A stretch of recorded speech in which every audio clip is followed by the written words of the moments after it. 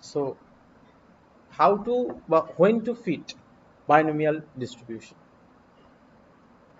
দেখো এখানে মোরলেস আমি কয়েকটা রিয়েল লাইফ এক্সাম্পল এর কথা বলছি, নোটসেও গিভেন রয়েছে। মানে একটা র্যান্ডম ভ্যারিয়েবল ক্যাপিটাল এক্স, এই র্যান্ডম ভ্যারিয়েবলটা আমরা কি করে বুঝবো যে এটা বাইনোমিয়াল ডিস্ট্রিবিউশনের মধ্যে রয়েছে, মানে এটা ডিস্ট্রিবিউটেড হয়ে রয়েছে, এই যে ভ্যালুগুলো নিচ্ছে that is kind of binomial distribution. তো একটা এক্সাম্পল হচ্ছে, দেখো the number of boys in a family of 5, number of boys, তা ফ্যামিলিতে 5 জনের ফ্যামিলি, এবার 5 জনের ফ্যামিলিতে মানে ফ্যামিলি 5 চিলড্রেন, 5 চিলড্রেনের ফ্যামিলিতে মানে 5টা বাচ্চা রয়েছে, সেখানে এই যে কটা ছেলে হবে সেইটার যে ডিস্ট্রিবিউশনটা, এটা বাইনোমিয়াল ডিস্ট্রিবিউশন। আচ্ছা, এবার এবার কেন? নাও দ্য কোশ্চেন অ্যারাইজেস ওয়াই। তাহলে একটা ফ্যামিলিতে 5টা চিলড্রেন রয়েছে।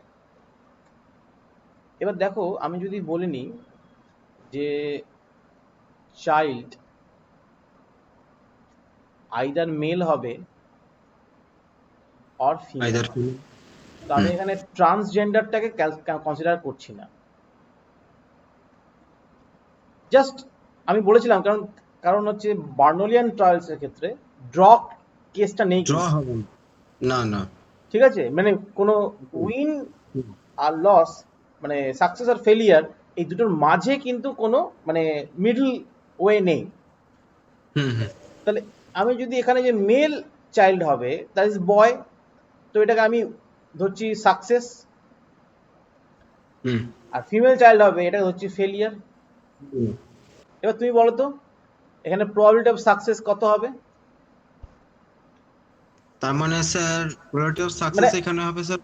হ্যাঁ, মানে একটা বাচ্চা জন্মালো, সেই বাচ্চাটা বা জন্মাবে সেটা ছেলে হবে না মেয়ে হবে? সরি, কি করে বলবে? মানে তার সম্ভাবনা কত হবে? তার মানে স্যার এটা স্যার কম্বিনেশনে দেখাতে হবে তো। কোনো কম্বিনেশন না। আচ্ছা, আচ্ছা, একটা ওখানে তো ওয়ান একটা বাই বাচ্চা জন্মাবে, সেই বাচ্চাটা কি ছেলে হবে না মেয়ে হবে? তার সম্ভাবনা কত? ছেলে হওয়ার সম্ভাবনা হাফ, 50% ছেলে হতে পারে চান্স, আবার 50% একদম। চান্স মেয়ে হতে পারে, ইকুয়াল না? হ্যাঁ, হ্যাঁ, হ্যাঁ। তো তুমি তো বলতে পারবে না ছেলে হওয়ার সম্ভাবনা বেশি, মেয়ে হওয়ার সম্ভাবনা কম, মেয়ে হওয়ার সম্ভাবনা বেশি। এটা তো মানে একটু আবার চলে গেল অন্যদিকে আবার। তো ফার্স্ট অফ অল দেখো এই যে সাকসেস আর ফেলিয়ার, এই ব্যাপারটা এই প্রবলেমটাতে রয়েছে, আচ্ছা। তাই না? ছেলে মেয়ে তো সাকসেস, আমি যদি কথার কথা বলছি জাস্ট যুক্তির খাতিরে, অঙ্কের খাতিরে, যে ছেলে হওয়াটা সাকসেস, তো সেই সাকসেস আর মেয়ে হওয়াটা হলো ফেলিয়ার। তো ফেলিয়ারটা আমার আর সাকসেসটা রয়েছে। তো এই যে কেসটা, এবার নাম্বার অফ বয়েজ, তো আমরা আগে কয়েনটা সঙ্গে দেখলাম নাম্বার অফ হেডস কে আমি বলছিলাম সাকসেস।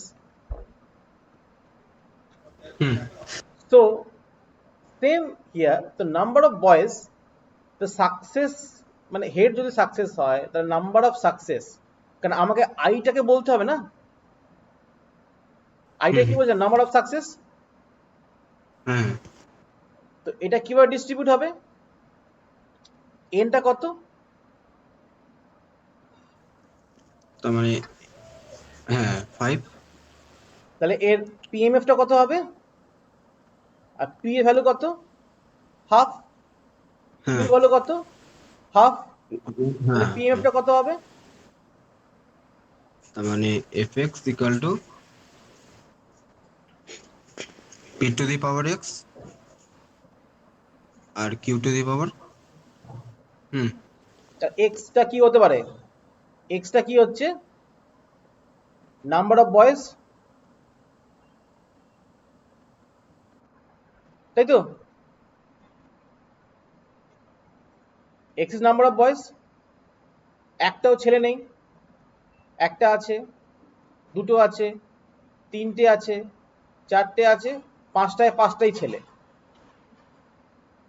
সো এবার এটাকে আরো ঠিকঠাক করে লিখলে আমরা কি বলতে পারি যে এখানে n না, এখানে 5 হবে। 5cx half to the power x half to the power 5 minus x। তো এইখানে একটা কেস যেখানে আমরা বাইনোমিয়ালকে ইউজ করতে পারি। ওকে, সেকেন্ড একটা case, second case, if 70% of madhyamik examinees be successful, মাধ্যমিক এক্সামে 70% সাকসেস, মানে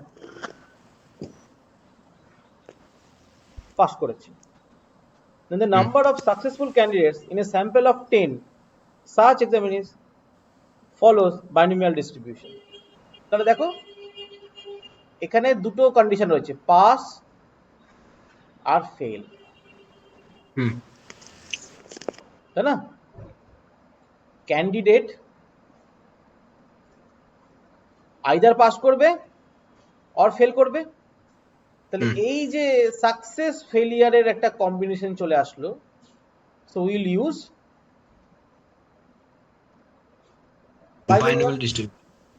তাহলে আমরা তো জানি যে তোমার কত 5 লাখ 7 লাখ 8 লাখ মাধ্যমিক পরীক্ষা দেয়, সেখান থেকে যদি একটা স্যাম্পল তুলি, স্যাম্পল অফ 10, তা স্যাম্পল অফ 10 মানে n equal to 10। এবারে পাস করার সম্ভাবনা কত? 70%। সাকসেসের হচ্ছে প্রবাবিলিটি কত? 0.7। তাহলে ফেলিয়ারের 0.3 তো হয়ে গেল, দিস ইজ কি পি, দিস ইজ কিউ। তাহলে এটার পিএমএফ টা কত হবে? তার মানে fx ইকুয়াল টু হচ্ছে 10cx। তাহলে 0.37 to the power x, 0.3 to the পাওয়ার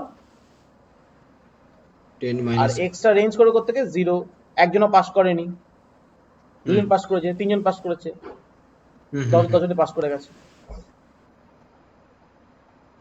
ওকে, হ্যাঁ স্যার। তাহলে আমি দেখছিলাম কি যে এই এক্স ক্যাপিটাল, মানে ক্যাপিটাল এক্স র্যান্ডম ভ্যারিয়েবল, এইটা ডিস্ট্রিবিউশনটা যে কতজন পাস করেছে। আরেকটা এক্সাম্পল আমরা বলি, তো if proportion of defective items in a large lot of manufactured products is 0.04, এটা হচ্ছে প্রপোর্শন আচ্ছা ডিফেক্টিভ প্রোডাক্টস। লার্জ লটে যে একটা বিশাল বড় লট আছে, সেখানে ডিফেক্টিভ আইটেম হওয়ার যে প্রপোর্শন সেটা হচ্ছে 0.04। Then the number of defectives in a sample of 15। তাহলে এটা যদি আমি বলি, মানে একটা প্রোডাকশন লটে দুটো হতে পারে, ওকে প্রোডাক্ট, ডিফেক্টিভ প্রোডাক্ট। তো ডিফেক্টিভ প্রোডাক্টের পসিবিলিটি কত? মানে এটাকে আমি যদি এখানে আমি এটাকে বলছি দিস ইজ সাকসেস, আমি এখানে ডিফেক্টিভ প্রোডাক্ট খুঁজতে চাইছি 0.04। লট কত, এখানে স্যাম্পেল হচ্ছে আমার 15টা লটে নিয়েছি। তাহলে এখানে র্যান্ডম ভ্যারিয়েবল ক্যাপিটাল এক্স, এটা ডিস্ট্রিবিউট করে থাকবে কত, how many defective items in a lot of 15 items, তাহলে fx equal to ncx p to the power x q to the power 15 minus x, hmm x equal to 0 1 2 15। তো এই তিনটে example দিয়ে আমরা মোটামুটি বুঝতে পারলাম যে বাইনোমিয়ালটা কোথায় ফিট হবে। আর হুম বাইনোমিয়ালটা ফিট করার জন্য আমাকে দুটো জিনিস মাথায় রাখতে হবে। এক, সাকসেস অ্যান্ড ফেলিয়ার একটা ব্যাপার আসবে। হুম দুই, স্মল স্যাম্পল, এনটা নট ভেরি বিগ। আচ্ছা দেখো ওখানে ফ্যামিলির কতজন ছেলে নিয়েছিলাম, 5। হুম আর তোমার মাধ্যমিক পরীক্ষার মধ্যে স্যাম্পল হিসেবে কজনের, 10 জনের। ডিফেক্টিভ প্রোডাক্টের মধ্যে কটা প্রোডাক্ট নিয়েছিলাম, 15টা। হুম। তো দিস ওকে।